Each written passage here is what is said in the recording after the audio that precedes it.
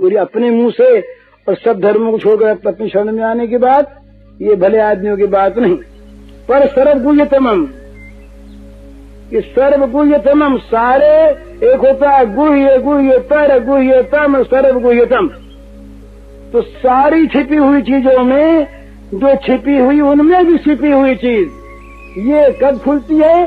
जब इष्टोसी में दृढ़मति, जब कोई प्यारा मिलता है, जिसके सामने कहने में संकोच नहीं होता, जिसके सामने कहने में मन में ऐसा नहीं होता कि कोई दूसरा अर्थ लगा लेगा, वहां मन की अंदर की बात, दिल की बात खुलती है। तो गोपी उसके लिए अर्जुन से कहा भगवान ने कि अर्जुन ने पूछा महाराज कोई आपके मन की बात भी जानता है और आपकी पूजा, आपकी श्रद्धा, आपकी सेवा कैसे होती है, कोई जानने वाला है भी बताइए ना, अर्जुन पूछता है।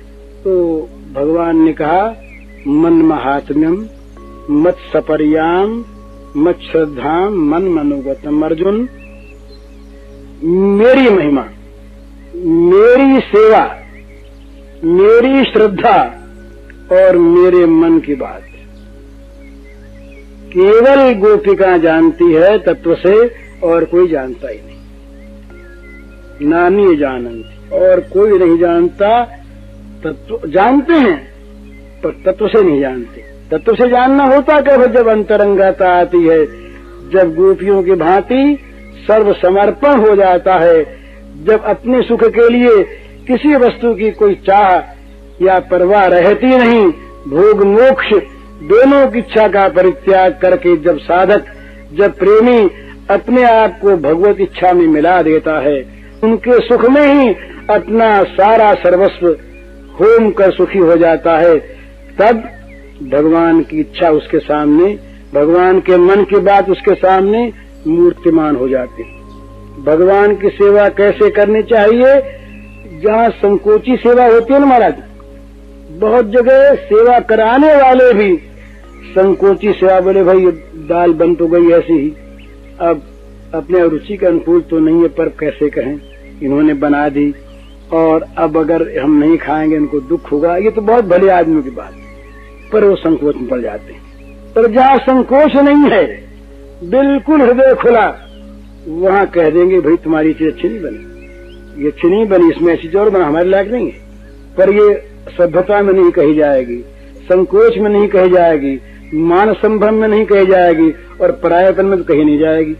या तो कोई असभ्य होगा वो कहेगा, या नालायक होगा वो कहेगा, और या जो अंतरंगता होगी वो अपने आप से अपने आप कहेगा, उसमें कोई आपत्ति नहीं। तो मन में क्या है, सेवा वास्तविक क्या है, भगवान क्या चाहते हैं? भगवान हमारी दी हुई हर एक सेवा स्वीकार करते हैं, स्वीकार करते हैं, ये भगवान की महत्ता है। भगवान हमारी दी हुई चीज ले लेते हैं, पर वो चाहते क्या असल में, ये हम नहीं जानते, नहीं जाना महाराज। कल हमने सुनाया था आपको, भीष्म के तकिए के बाद समझे नहीं बड़े बड़े वीर लोग, तकिया चाहिए कहा भीष्म ने। अर्जुन समझा केवल कि ये बाण मार करके तकिया देने के बाद भीष्म कहते हैं, कुछ समझा नहीं। तो सेवा, सेव क्या सेवा चाहता है, उसको किस सेवा से प्रसन्नता है, इस बात को कौन जानता है? जो सेव के मन की जानता है, जो सेव का अंतरंग होता है। श्रद्धा कैसी, श्रद्धा का बड़ा विकृत रूप होता है भला, और श्रद्धा का बड़ा सुंदर रूप होता है। श्रद्धा में ये जो कहते हैं ना, बड़ी सुंदर श्रद्धा की चीज व्याख्या है। श्रद्धा कभी आंख वाली नहीं होती, जहाँ कहते हैं कि अंधश्रद्धा मत करो और श्रद्धा करो, श्रद्धा आंख वाली नहीं होती। जहाँ आंख श्रद्धा में लग गई वहाँ श्रद्धा संदेहवती हो गई। पर श्रद्धा मूर्खता भी नहीं होती, श्रद्धा मूर्खता भी नहीं होती। जो श्रद्धा वास्तविक होती है वो अपने श्रद्धेय के स्वरूप को जना देती है। वो श्रद्धेय किस प्रकार का है, वो श्रद्धा अपने आप उसके रूप को सामने खोल देती है। श्रद्धा में अगर गड़बड़ी होती है, श्रद्धा में अगर किसी प्रकार का दोष होता है, कोई स्वार्थ होता है, तब श्रद्धा बिगड़ती है। नहीं तो श्रद्धा जो है वो दो काम करती है, तत्परता लाती है और इंद्रियों का संयम लाती है। श्रद्धा में दो चीज आती है साथ साथ। श्रद्धावान लभते ज्ञानम तत्परः संयतेन्द्रियः ज्ञानम लब्ध्वा पराम शांति मचेनाधिगच्छति। भगवान ने कहा कि श्रद्धावान यदि है तो तत्परता आ जाएगी, और तत्परता अगर आ गई तो और विषयों से इंद्रियों का संहरण अपने आप हो जाएगा, इंद्रियों का संयम हो जाएगा, और जहाँ तीनों चीजें आई वहाँ जानकारी प्राप्त हो जाएगी, ज्ञान मिल जाएगा, और ज्ञान मिलते तुरंत शांति मिल जाएगी। ये भगवान के वचन है। तो श्रद्धा में क्या चीज है? श्रद्धा में ठीक स्वरूप सामने मत श्रद्धाम। भगवान ने कहा मेरी श्रद्धा को, मेरी सपरिया को, सेवा को, और मेरी महिमा को, और मेरे मनोगत भावों को तत्व से कोई नहीं जानता गोपियों के सिवा। इसका अर्थ क्या है? अर्थ वही है अंतरंगता। एक प्रश्न था मेरे पास, एक प्रश्न था ये कि अंतरंग प्रेमियों का स्वरूप बताइए। तो ये अंतरंग प्रेमी का स्वरूप यही है। ये अंतरंग प्रेमी का स्वरूप है कि जो अंतरंग है भगवान का, वो भगवान के अंतर की जानता है, और उसकी इतनी महामहिमा है महाराज, उसकी महिमा इतनी है कि भागवतकार ऐसे प्रेमी के लवमात्र के संग को मोक्ष से बढ़कर मानते हैं।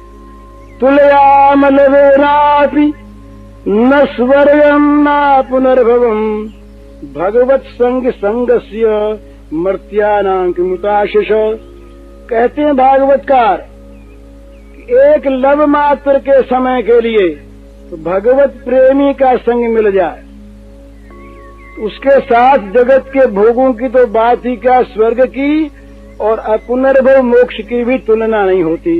ये शब्दार्थ क्यों कि अपुनर्भव मोक्ष में वो रस नहीं है जो भगवत प्रेमी के साथ भगवत रसालाप में रस है। भगवत प्रेमी ये किस प्रकार से भगवान के रस का अनुभव करता है, और उस रस का जब कहीं किसी को उसकी वाणी के द्वारा वो आस्वादन मिलता है, तब उसके सामने मोक्ष लघु हो जाता है। वो कहते हैं कि मोक्ष लघुताकृत एक प्रेम होता है, जहाँ पर मोक्ष में लघुता आ जाती है, मोक्ष छोटा बन जाता है। सबसे बड़ी चीज मोक्ष है। मोक्ष का तिरस्कार करना मूर्खों का काम है, तिरस्कार नहीं किया जा सकता। वो तो बड़ी से बड़ी चीज है, परंतु इस मोक्ष को भी जहाँ लघुता आ जाती है जिस प्रेम में, वो प्रेम या तो विलक्षण प्रेम है और नहीं तो महान अज्ञान है। या तो अज्ञान में मोक्ष में लघुता होती है जहाँ विषयों का अत्यंत महत्व होता है, और या उस परम प्रेम रसास्वादन में मोक्ष की लघुता हो जाती है, जहाँ मोक्ष की परवाह नहीं रहती, बिल्कुल परवाह नहीं रहती। वो मोक्ष भोग दोनों को वो लोग प्रेमी लोग कहते हैं दोनों एक के समान है। न मोक्षस्य आकांक्षा न च विभववांछा च न विज्ञानापेक्षा ससिमुख सुखेच्छा न पुनः। देखिए ना क्या मेल मिलाया शंकराचार्य ने। वो कहते हैं कि न मुझे मोक्ष की इच्छा है न वैभव की। मोक्ष वैभव एक ही श्रेणी में दोनों के लिए। न विज्ञानापेक्षा ससिमुख सुखेच्छा न पुनः। न विज्ञान की अपेक्षा है और न रमणी सुख की आकांक्षा है। दोनों को समान रूप में ला दिया। क्यों कि उनके लिए दोनों समान। रसास्वादन जहाँ प्रेम का है, उस प्रेम के सामने कुछ चीज नहीं। तो इसलिए एक लव मात्र का भगवत प्रेमी का संग एक तरफ और पुनर्भव मोक्ष एक तरफ, तो कहते इन दोनों की तुलना नहीं होती। उस मोक्ष के लिए वो लव मात्र के भगवत प्रेमी के संग को छोड़ना नहीं चाहता, नहीं छोड़ेगा। तो ये अंतरंग प्रेमियों का। तो अंतरंग प्रेमी ये कहीं बाजारू चीज नहीं है। भला हम कहें हमारे में प्रेम है और कहीं हमारी आंखों में आंसू भी आ जाए, यद्यपि ये प्रेम के लक्षण मानेंगे। वाग गदगदा द्रवते सचुक्तम हसत भीक्षम रुदते क्वचिच्च विलज्जोदगायथ नृत्यते च मद्भक्ति युक्तो भुवनम पुनाति। भागवत में कहा है भगवान के वाक्य। वाग गदगदा, जिसकी वाणी गदगद हो गई, जिसका चित्त द्रवित हो गया, जो कभी हंसता है, कभी रोता है, कभी चिल्ला उठता है और कभी पागल होकर नाच उठता है, वो मेरा भक्त केवल अपने को ही नहीं त्रिभुवन को पवित्र करता है। नाट्य न हो, नाटक न हो और बीमारी की कमजोरी भी न हो। बीमारी में भी आदमी रोकता है, बुजदिल भी रोकता है, वो प्रेम नहीं। जहां प्रेम का वास्तविक आवेश हो जाए, उस प्रेम में दशा हो जाए तो बड़ी सुंदर बात, वो फिर भगवान को सारे जगत में नचा देता है, त्रिभुवन को पावन कर देता है। चैतन्य महाप्रभु ने ऐसा किया, उनके बाद सुनाने को कहा था, दूसरी बात चल पड़ी तो पावन कर दिया चैतन्य महाप्रभु ने। उस गली से जो रोज निकले, ये महाराज चैतन्य के गृहस्थ काल की बात है, बड़े बड़े पंडितों ने उनके मार्ग से आना बंद कर दिया। जिस रास्ते में, जिस जगह पर वो नृत्य किया करते थे, भगवान नाम संकीर्तन, उस मार्ग से पंडितों ने आना बंद कर दिया। किस लिए? कि पंडित बेचारे ले जाने लगे। कोई पंडित उस मार्ग से निकला, बड़ा भारी शास्त्री, और कहीं उनके मधुर संकीर्तन की ध्वनि को सुनकर खड़ा हो गया तो वो तो गया हमेशा के लिए। सारी पंडिताई भूल भाल कर उसे तो बाध्य होकर नाचना पड़ेगा वहां पर, चाहे कोई हो। तो पंडितों ने सोचा कि भाई उस रास्ते से मत जाया करो, वहां कोई बाधा वाधा लग जाती है, ऐसे जाते ही नाचना पड़ता है। तो इस प्रकार से जो सारे भुवन में पवित्र भगवत भाव को फैला करके जगत को नचा दे, वो प्रेमी और वो प्रेम, वो तो उसकी तुलना नहीं होती। लेकिन भगवत प्रेम में जहां प्रेम वास्तविक होता है, वहां आंसू और बेआंसू का भी कोई मूल्य नहीं होता। आंसू में बड़ा प्रेम होता है, और जहां आंसू सूख जाते हैं वहां भी बड़ा प्रेम होता है। इतना हृदय भगवान के वियोग में जल कर खाक हो गया कि रस बाहर रहा ये नहीं, तो सारा रस भगवान के रस के साथ मिल करके और सूख गया। रसीलापन यहाँ नहीं रहा, यहाँ का सारा रस वहां जा पहुंचा। रस रहा ही नहीं, सारा रस वहां जा पहुंचा। ये भी एक स्टेज होती है, ये भी एक स्तर होता है प्रेम में, जहाँ आंसू सूख जाते हैं। और ये भी एक स्तर होता है जहाँ आंसू की नदी बह जाती है। आंसू सलिल बहे पग थाके, सेत भये सित तारे, निषदिन बरसत नयन हमारे। सूरदास ने कहा कि निषदिन, रात दिन ये मेरी आंखें बरसती रहती हैं, सदा रहत पावस ऋतु हम पर, जबते श्याम से धारे। जब से श्याम सुंदर गए तब से हमारे नेत्रों में वर्षा ऋतु ही आ गई। आंसू की धारा निरंतर बह रही है, पैर थक गए हैं और आंसुओं की धारा से धुल धुल कर ये काले तारे सफेद हुए चले जा रहे। तो ये आंसू की धारा भी प्रेम की चीज, और आंसू सूख जाना भी प्रेम की चीज। परंतु उसमें एक बात है, केवल एक बात क्या है? बस अपने प्रेमास्पद, अपने प्रेमास्पद भगवान के सुख के अतिरिक्त जीवन में और कोई वस्तु रही ही नहीं। ये अंतरंगी प्रेमी का जीवन है। वो किसे कहने नहीं जाता, प्रेम का ढेउआ नहीं पीटता। कहीं कहीं अगर प्रकाशते क्वापि पात्रे, कभी स्थिति ऐसी आ जाए, कहीं प्रकट हो जाए, वो दूसरी बात है। पर प्रेमी आदमी ये दुनिया में कहता फिरे कि मैं प्रेमी, तो वो तो प्रेम का मखौल करता है। वो प्रेमी का वो तो कहना जानता नहीं, सुनना जानता नहीं, और कभी कहना आ जाए तो उसे पता भी नहीं। अब तो प्रकट भई जग जानी, सूरदास ने गाया गोपी की भाषा में, अब तो प्रकट भई जग जानी, वाह मोहन सो प्रीति निरंतर क्यों निभेगी छानी। ये भी एक स्टेज है जहाँ प्रीति का प्राकट्य हो गया। वो रोम रोम से निकल पड़ी प्रीति, प्रीति का प्रवाह, उसको रोकते रोकते प्रत्येक रोम से वो निकल करके और छा गया तमाम जगह। अब वहाँ वो प्रीति कैसे छिपाई जाए, कैसे रुके? वो प्रकट हो गई, प्रकट की नहीं।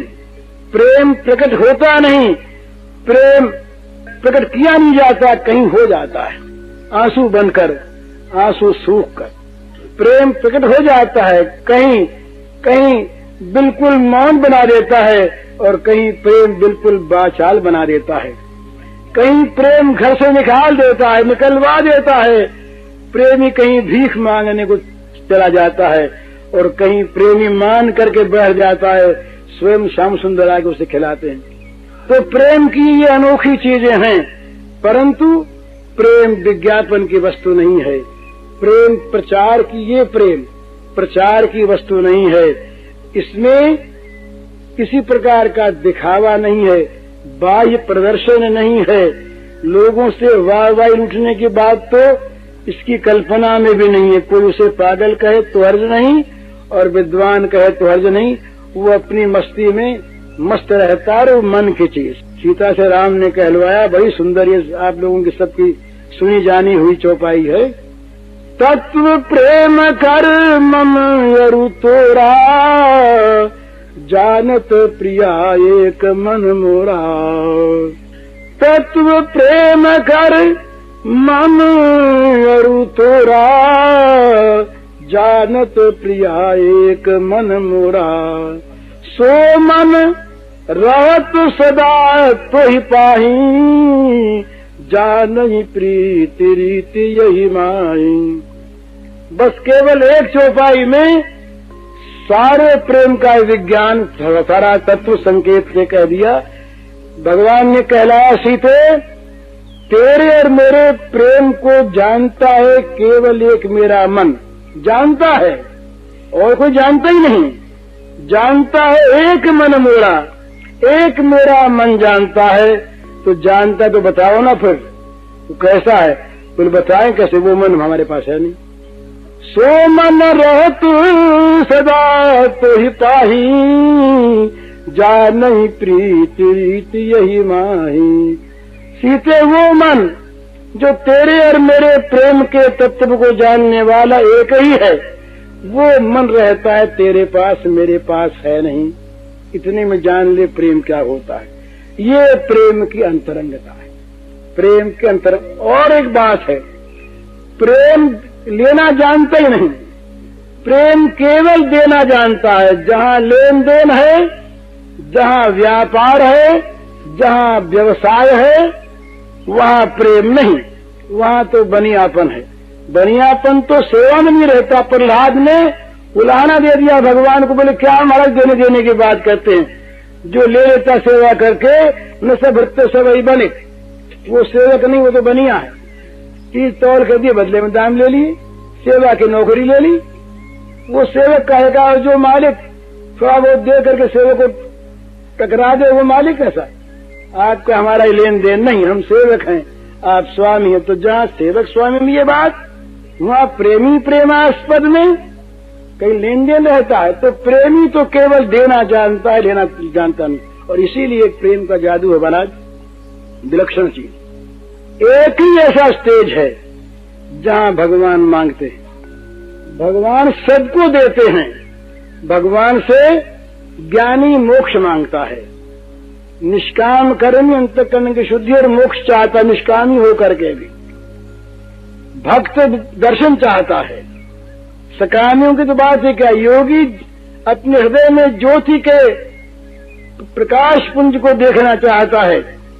परंतु ये प्रेमी ये तो कहता है लिए जाओ, हम तो तुम्हें देने के लिए प्रकट हुए हैं, लेने के लिए नहीं।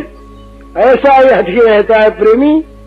तो भगवान इसके पवित्र प्रेम के रसास्वादन के लिए भूखे बन जाते हैं, प्यासे बन जाते हैं, सकाम बन जाते हैं, लोभी बन जाते हैं। क्या क्या ये बन जाते? सब कुछ। आप्त काम, पूर्ण काम, नित्य काम, अकाम भगवान सकाम बन जाते हैं। और सकाम बन के चाहते हैं किसी प्रकार से। छोटे बच्चे रहे तब यशोदा मैया के स्तनपान के लिए इनकी भूख कभी मिटती नहीं। लड़ाई हो जाती महाराज। एक बार तो मैया से लड़ाई ऐसी हो गई कि मैया भाग गई और बिना दूध पिलाए इन्होंने सब गुस्से में आके मटके फटके सब फोड़ डाले, होठों को दांत से काटने लगे। इतना गुस्सा आया, गुस्सा आया भगवान को। क्यों गुस्सा आया? कि कामना होगी वहां गुस्सा आता ही है। कामना क्रोध बुझाए थे और कामना भगवान में हो गई इसलिए कि मैया का दूध है, मैया दूध पिलाती है। लेना कुछ जानते नहीं। तो मैया के दूध में वो स्वाद आ गया कि उसके लिए भगवान तरस गए। भगवान पीने के लिए व्याकुल हो गए, आकुल हो गए और सखाओं के साथ खेलने को आतुर। सारा जगत जिनका खेल है, कि दिन भर कौन खेल रहा है यहाँ पर? सारा जगत जिनका खेल, सारे जगत के पदार्थ जिनके क्रीड़ा कौतुक क्रीड़क, जिनका काम ही खेलना, लोकवत लीला कैवल्यम, जिनका काम केवल खेलना, वो खेलने के लिए सखाओं को मनाते, खुशामद करते, भैया अब नहीं करेंगे ऐसा, अब तुम खेलो ना हमारे साथ, हमसे बड़ी गलती हो गई, अब तुम खेलो। और गोप सुंदरियों के साथ भगवान का वो लीला नाट्य क्या चीज है? ये केवल यही है कि प्रेम का जो देना है, ये भगवान को बड़ा मीठा लगता है। प्रेमी का रस जहाँ जहाँ जरा भी प्रेम दिखा, वहाँ कहाँ सबरी के कुटिया में जा पहुँचे, चाहे जूठे न खाए हों, जूठे खाए तो हज नहीं है वहाँ पर। हाँ सच्ची बात, नहीं प्रमाण मिलता, जूठे खाने की बात नहीं है प्रमाण में। परंतु भक्तमाल वाले कहते हैं, तो वो अगर कहें, अगर कोई आदमी भगवान के को सुंदर से सुंदर स्वादिष्ट चीज देने के लिए चख ले, रस लेने के लिए नहीं, तो जूठा नहीं होता। और बिना खाए हम जूठा कर देते हैं, चख लेते हैं पहले से, भोग को चख लेते हैं मन से पहले, कैसी चीज बनी, बर्फी कैसी बढ़िया बनी, मन खाने लगते हैं, फिर भोग जल्दी लगाओ ना। भगवान भूखे तुम भूखे कौन जानता? बर्फी खाने के अपने को लगे तो जल्दी लगाओ, ये हमारा रसोईया आज कैसा आ गया, इतनी देर हो गई, भोग नहीं लगता, इतनी देर हो गई है, कैसी बर्फी बनी, अच्छी बनी है ना। और जीभ तो अपनी लपलपाती है और भगवान का नाम तो जूठन पड़ जाती है। भगवान फिर खा तो लेते हैं बेचारे, जूठे खाना कोई बात नहीं, पर हम उसको जुठिया देते हैं पहले भगवान के भोग को, और कहीं खाने पर जूठा नहीं। ये भाव की चीज है।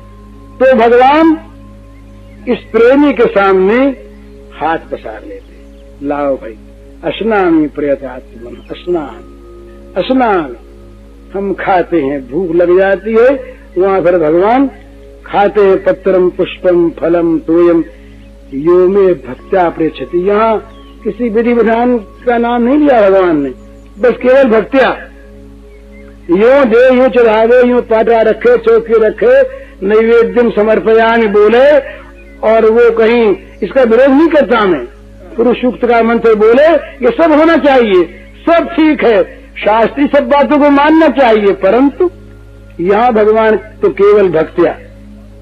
अब ये भी नहीं कहते कौन देता है वो, तुम्हारा दूध और पानी का क्यों नकार है, जल का दूध का नकार, वो सभी चीज आ गई ना। तो आ गया ना, तो क्या चीज है? पानी है, जल का नाम तो है, दूध है सही। अरे दूध तो खा ही नहीं, दूध तो अच्छी चीज है, दूध के लिए क्या बात है, दूध तो बढ़िया चीज है।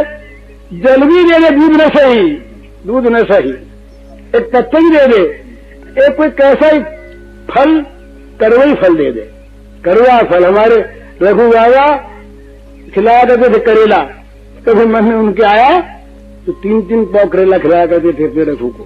करेला, कड़वा करेला, बस उनके भगवान करेला ही खाए, करेला खाए। तो ऐसी चीज है कि वहां पर भगवान के लिए केवल एक ही विधि है, प्रेम से सनी हुई चीज कोई भी हो, वो भगवान को बड़ी मीठी मालूम होती है, और उसके लिए भगवान तरस जाते हैं, भूख लग जाती है भगवान को। और यदि प्रेम नहीं है, दुर्योधन बेचारे से कह दिया कि प्रेम आप में नहीं, भूख हम नहीं मरते, इसे नहीं खाते आपके हैं, ठुकरा दिया खाने को 56 भोग। दुर्योधन के मेवा त्यागे, साग विदुर घर खाए, प्रसिद्ध है ना। तो क्या चीज है, वहाँ प्रेम था और यहाँ केवल सभ्यता थी। भाई बड़े आदमी, घर बड़े आदमी आए, हम खिलाते अपने पोजीशन के लिए। इधर देखिए, हमारे घर में अतिथि आवे, उसको सुखी करने के लिए हम खिलाएं, चाहे वो हमारी रूखी सूखी रोटी हो जो हम खाए उसको खिला दें। और हमारी पोजीशन, हमारे घर आवे फिर ये चीज खाएंगे ना, क्यों नहीं खाएंगे? वो चाहे खाते हो न खाते हो, हमारी पोजीशन हम खिलाएंगे। तो ये बढ़िया चीज भी जो पोजीशन से भरी होती है, अभिमान से, वो खाने वाले के कभी कभी चुभ जाती, कांटा बन जाती। और रूखी रोटी भी अगर वो प्रेम से और विनय से भरी होती है, उसमें एक अमृत होता है, खाने वाले के चित्त में वो जाकर के माधुरी और अमृत पैदा करती है। ये बिल्कुल देख लेने की बात। अभिमान टुकड़ा फेंक दे, उसके साथ सोने का पैसा फेंक दे, और आदर पूर्वक प्रेम पूर्वक सूखी रोटी खिला दे, उसमें बड़ा एक सुंदर भाव रहता है। तो पत्रम पुष्पम फलम तो इनमें यही बात है। तो भगवान ये प्रेम के जहां पर पदार्थ मिलते हैं वहां महाराज जी इनको भूख लग जाती, हाथ फैला लेते उस सुख को। उसमें क्या अर्थ है? बड़ा सुंदर है। वो चाहते ये सुखी हो जाए, और वो चाहता है कि इनके सुख के लिए तो हमें खाना खिलाना है, न हमें खाना न खिलाना है।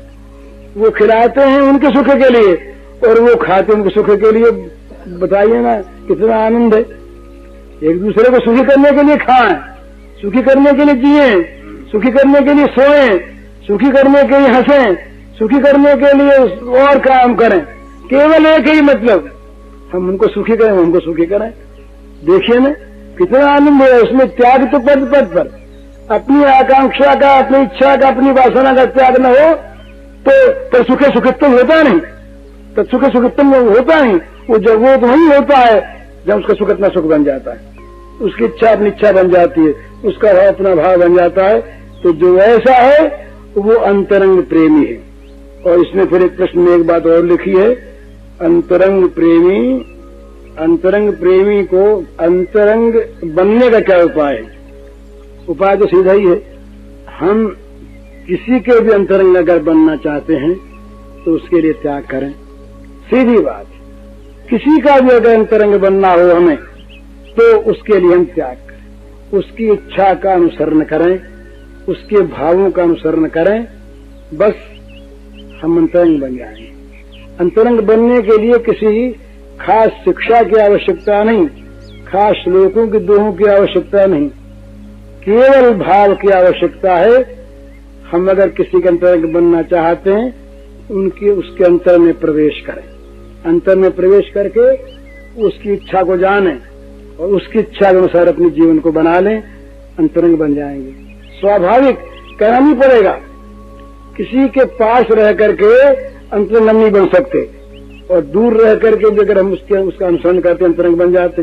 पास रहें तो निरंतर विरोध करते रहें, पास रहें तो उसकी इच्छा के विरुद्ध ही काम करें। बोले हम तो पास रहते हैं, हम तो हमारा तो उद्धार हो ही गया। अरे उद्धार तो हो गया, ठीक है, पर करते क्या हो?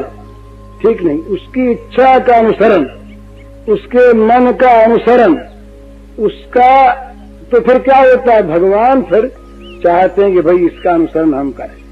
एक निरपेक्षम मुम शांतम, ये क्या फिर अगला है, अनुप्रजा में नित्यम पूरी।